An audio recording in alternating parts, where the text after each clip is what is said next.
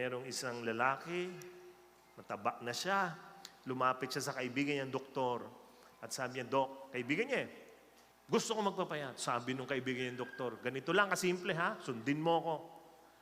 Ang pwede mo lang kainin ay ang mga hayop na lumalangoy.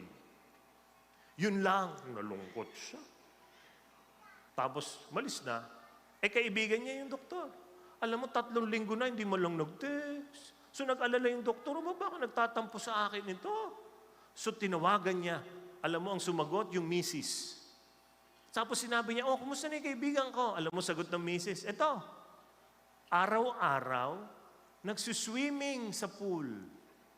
Sabi nung doktor, gusto talaga magpapayat, nagsuswimming sa pool. Alam mo, sabi ng misis, hindi. Nagsuswimming sa pool, tinuturuan niyang lumangoy yung baboy.